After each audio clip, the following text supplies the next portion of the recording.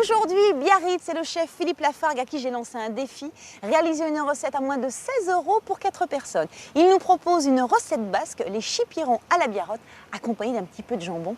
L'occasion de venir faire une incursion dans le royaume merveilleux de la charcuterie. Suivez-moi.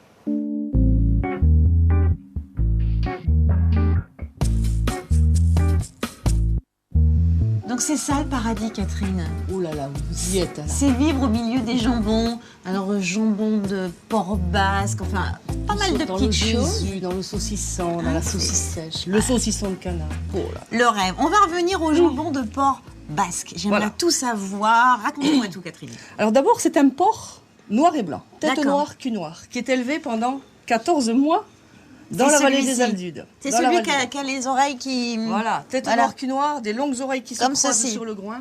Très Et qui important. court. Et qui court. Le porc basque, c'est simple, on le fait. Il est tout frais, on le sale au sel sec de Bayonne. Oui. On le laisse à peu près une quinzaine de jours au sel. Et ensuite, on les dessale et on le laisse sécher, s'affiner au bon air, au vent du sud des Aldudes. C'est pas bien. bon ça. Alors si on en achète un, comment on fait pour le conserver? On met juste un petit peu d'huile sur la tranche et Oui. on vous met un papier sulfurisé. Vous savez, un papier comme D'accord. ça. On vous le plaque sur la tranche. Et après, qu'est-ce qu'on met? Un bon petit torchon. On évite Voilà. le réfrigérateur, j'imagine. Oh oui, vous le laissez à l'air, mon Dieu. En plus, on va préparer un petit panier pour ramener au chef. Voilà. Parce qu'il y a encore plein de choses que j'ai pas eu le temps de vous Allez, montrer. goûtez-le. Merci. Regardez comme c'est bon. Et vous le sentez d'abord.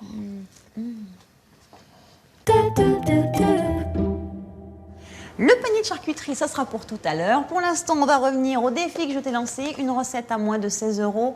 Pas de problème. Pas de souci pour les chipirons aujourd'hui. Les Chipirons chipirons et comment piquillos. On va farcir les piquillos, donc les piments rouges avec les chipirons et un petit peu de jambon de Bayonne. Voilà, pour rappeler un petit peu ce plaisir qu'on a de manger de la charcuterie en Pays Basque. D'ailleurs, on va regarder si on a tous les ingrédients pour cette recette à moins de 16 €. Nous avons donc besoin de chipirons, de piquillos, d'un peu de roquette, de jambon cru, de vin blanc, de chapelure, de piment d'Espelette, d'oignons, d'œufs, de persil, d'ail, de sel et d'huile. Alors, première partie de la recette, on commence par quoi? Le chipiron, on Le travaille le chipiron. Alors, chipiron ou calmar, En cornet, supion, ouais. c'est la même chose? Même famille. Même famille. Ça dépend de la grosseur et des régions françaises. D'accord. Et ici, au Pays Basque, c'est de cette taille-là? Chipiron, il y Ouais. a plus gros, il y a des chipirons de ligne qui sont très gros. Et moi, j'aime bien travailler ces chipirons, maximum 80 grammes, 100 grammes. On n'a pas la même texture. Ok. Et au niveau de la pêche du chipiron, je sais que tu es un petit peu un spécialiste de la pêche. Je voudrais que tu me racontes comment on pêche le chipiron. On prend des bas de ligne avec une imitation chipiron, des petits hameçons qui remontent. Ça s'appelle la pêche à la turlute. D'accord. Donc des C'est le nom, c'est comme ça, on n'y peut rien. C'est pourquoi? C'est pour le mouvement du va-et-vient, Voilà. c'est ça? D'accord. Donc on reprend notre recette de chipiron. Chipiron On coupe, pour- on fait quoi? Alors, on sépare. Premièrement, chose la plus importante dans les chipirons, comme dans beaucoup de choses, c'est la fraîcheur. Là, vous voyez que vous avez un chipiron frais de par là. Le petit voile rouge qui est la peau dessus, que absolument je laisse dessus. Pour nettoyer les chipirons, vous avez la tête et le corps. Tu fais comme ça, tires. tu tires dessus. Oui. Voilà, comme ceci. La colonne vertébrale du chipiron. Ah, exactement. Tant qu'on tient la tête, on sort, première chose, le bec. En appuyant ici, on retrouve le bec. Donc, comme un bec de perroquet, Alors attends, que tu peux coincer entre tes deux doigts. je suis dans le bon sens? Ouais, comme Oui. ça. Ouais, exactement, comme ça. Hop. T'appuies, voilà, tu fais le. Et entre Oui. ta main gauche, l'index et le pouce, tu vas couper comme ceci. Tu vois? Ouais, exactement. Ça, on D'accord. fait rien avec. On met de côté. Et tant qu'on le tient encore comme ça, on va séparer les yeux des tentacules. Donc tu continues à couper sans lâcher, Alors attends, dans un même mouvement. je sais plus dans Tu le quel sens reprends je ici, suis. Tu reprends ici. Ouais. Ici, D'accord. Voilà, ici, exactement. Je tire. Coupe avec tes doigts. Voilà, comme ça. Donc le jambon, on va le tailler de telle manière qu'on retrouve dans les préparations du piquillo. Tu le roules, voilà. Et tu le coupes en fines lamelles. Comme ça, il va bien se défaire. Voilà. Très bien, comme ça, c'est super. On va refaire un petit point quand même sur le prix du chipiron. On s'est mis d'accord avec le chef. Donc pour cette recette, on compte 2 chipirons par personne. Ouais. Nous sommes 4, enfin nous sommes 2, mais t'es bon mangeur. On va pour 4 personnes, il y en a pour 6 € de chipiron. Oui. Voilà. Plus l'ail, l'oignon, le jambon, 2-3 €. Oui. 3 €. Oui. C'est ton dernier prix? Avec un bon jambon, oui. c'est ce Avec qu'il un faut. bon jambon. Donc avec tout ça, 8, 9, 10. 11 € pour l'instant. Nous, on va faire une petite pause parce que j'aimerais bien qu'on revienne un petit peu sur la charcuterie que je t'ai amenée, parce qu'il y a plein de choses à vous raconter. Donc, on nettoie tout ça et on revient tout de suite.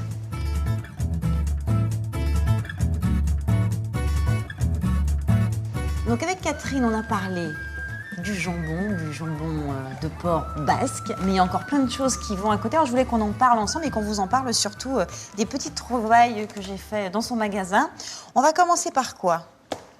Le Jésus peut-être? Qu'est-ce que tu peux me dire toi sur le Jésus, parce que tu connais quand même beaucoup mieux la charcuterie ici que moi? Non, vas-y, je te laisse. Alors le Jésus, voilà, mais j'ai pris quelques petites informations. Donc on m'a dit que c'était la fin de l'intestin en fait du porc. Donc il n'y a qu'un seul Jésus par cochon, c'est bien ça? C'est quoi? C'est 80% de porc basque et 20% de gras. Ouais.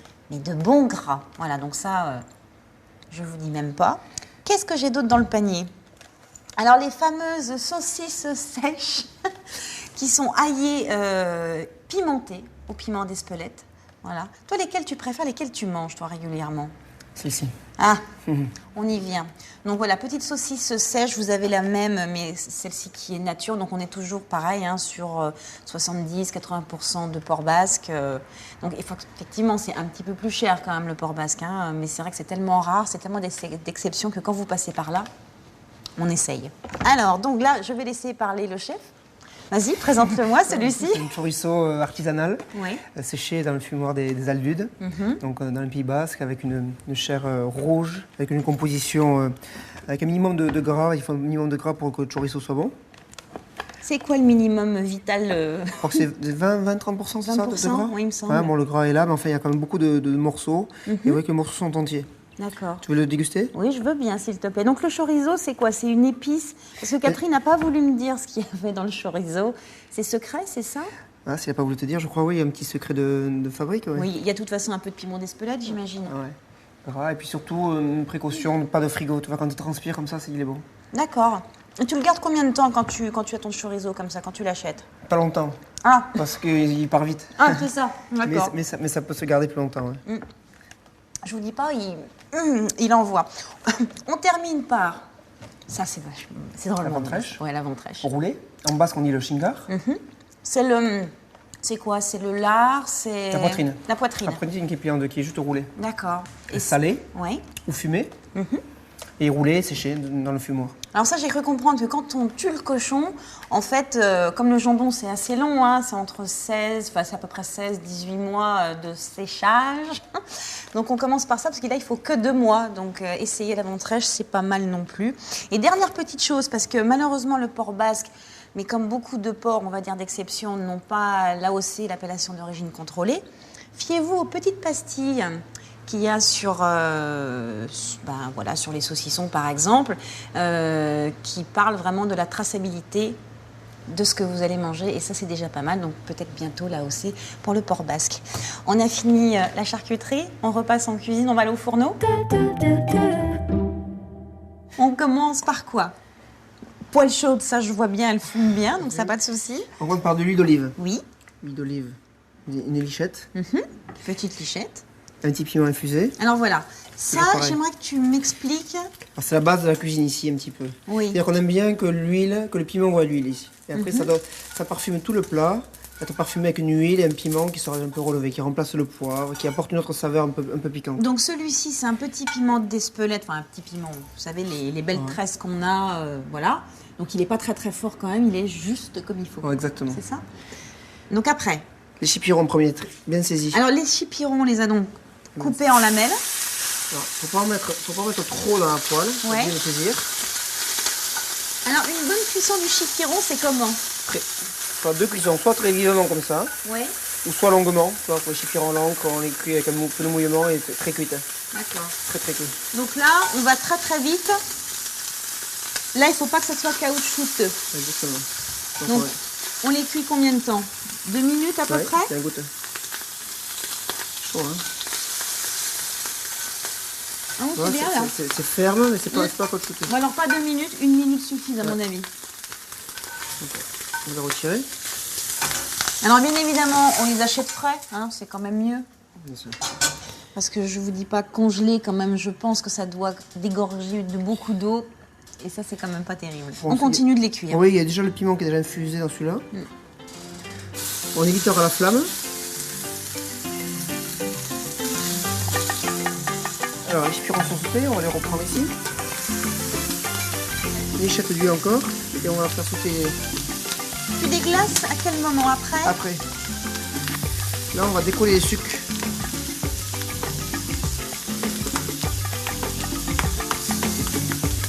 On rappelle que l'ail, on le met toujours au dernier moment. Voilà. On fait toujours attention à sa cuisson pour pas qu'il soit amer.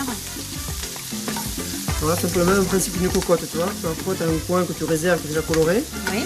Un wok également, ça fonctionne pareil. Un coin un peu plus chaud. Donc dès qu'on met quelque chose en cuisson, on n'oublie pas de... Salé, avec du bon sel. Voilà. De la fleur de sel. Un petit peu que l'oignon cuise. Donc il nous reste à mettre l'ail, le jambon. Le jambon, on ne le met pas dessus parce que sinon il va trop cuire, il va sécher. Il va saler. Parce qu'il est déjà salé, il va se saler davantage. Donc on va Ah, juste faut que passer... tu cuis plus un jambon? Oui. D'accord. Parce que la préparation du jambon, d'abord on le met au sel. Oui. Et après on le met salé. Donc dès que tu vas le cuire, tout le sel va ressortir. Donc on ne va pas trop le cuire. D'accord, donc juste au dernier moment, Voilà. et on sera bon pour l'équilibre du sel.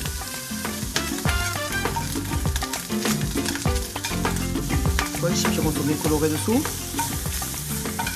Les oignons vont décoller tous les sucres. Donc on aura vraiment des oignons qui ont le goût de chipiron déjà. Donc on concentre les goûts. Hein. Donc toutes les recettes qu'on fait, c'est on va chercher dans le goût.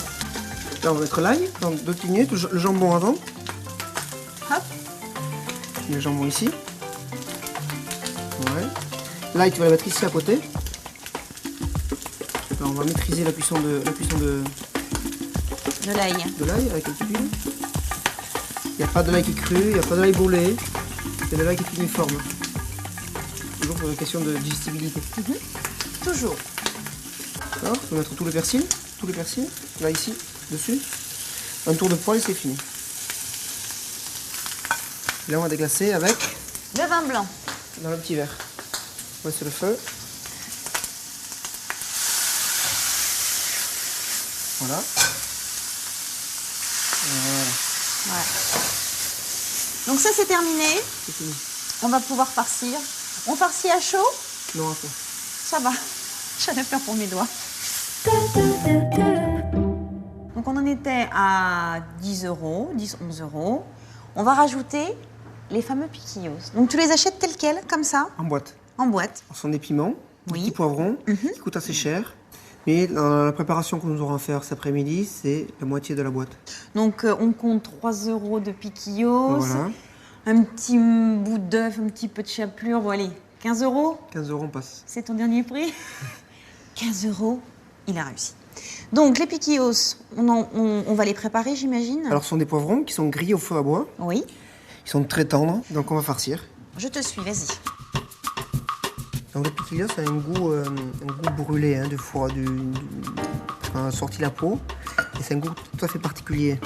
Donc, s'il n'y a pas de piquillos, vous pouvez prendre des poivrons et faire la même chose, des gros poivrons rouges, Mais ça veut dire qu'il faut les préparer. un peu à l'avance. C'est-à-dire Un peu à l'avance. les brûler également sur la flamme et les peler. Donc, l'œuf va servir de panade pour le piment. Donc un œuf frais, mélangé avec Battu. un peu de chapelure. On rappelle, hein, soit vous l'achetez toute prête, ou soit avec du vieux pain, de la Sec. biscotte. L'idée de paner les piquillos, c'est quoi? C'est pour que ça se tienne mieux en cuisson ou Ouais, ça va faire une petite coloration, Ouais. de les passer à l'œuf. un petit craquant en plus? Ouais, mais c'est tradition ici, on passe souvent les piquillos dans l'œuf. Très bien. Donc, atelier. Panache, je te laisse les rouler dedans et après dans la chapelure. Donc, petit conseil au passage, parce que comme je suis en train de les rouler, je peux vous le dire. Surtout, ne mettez pas trop de farce à l'intérieur, sinon ça ne tient pas bien.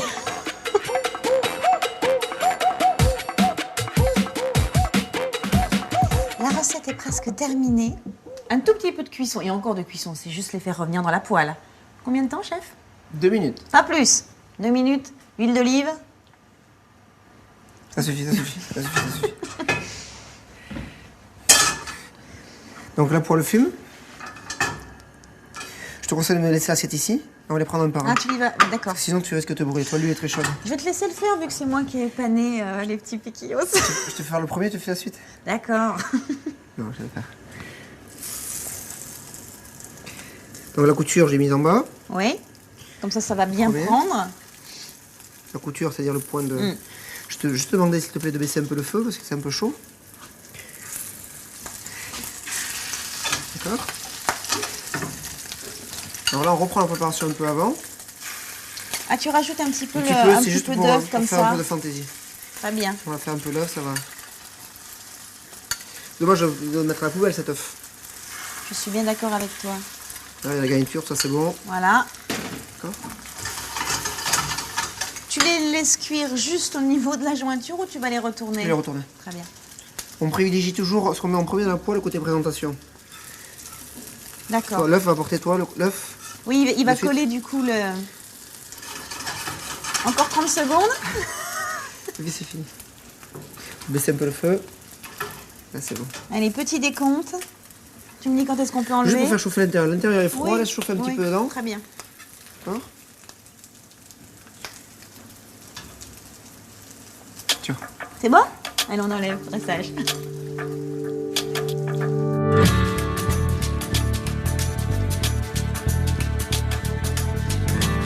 Un petit peu de salade, donc croquant vert. Hein. Il y a déjà eu beaucoup d'huile, c'est déjà très cuisiné. Là, on va chercher la fraîcheur.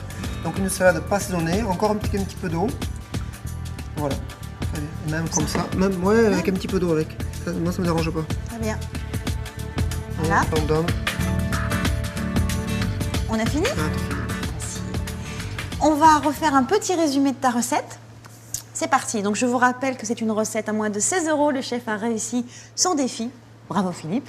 Donc, le résumé est le suivant. Nous avons commencé par préparer les chipirons. Donc, vous retirez le corps de la tête, vous les préparez soigneusement. Vous coupez le corps en deux, puis en petites lamelles. Vous émincez l'oignon, vous écrasez l'ail, vous coupez le jambon.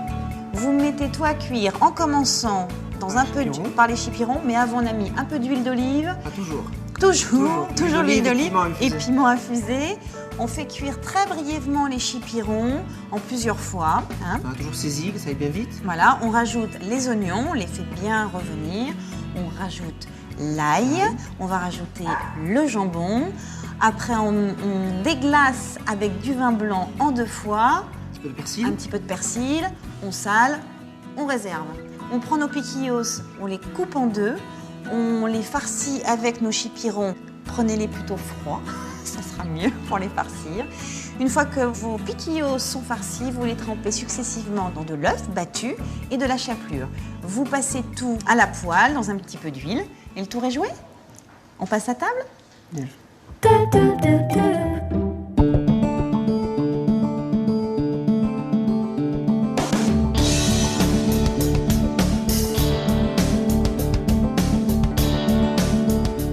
Juste avant de déguster, on va boire quelque chose. Qu'est-ce que tu nous proposes avec ta recette? La boisson locale.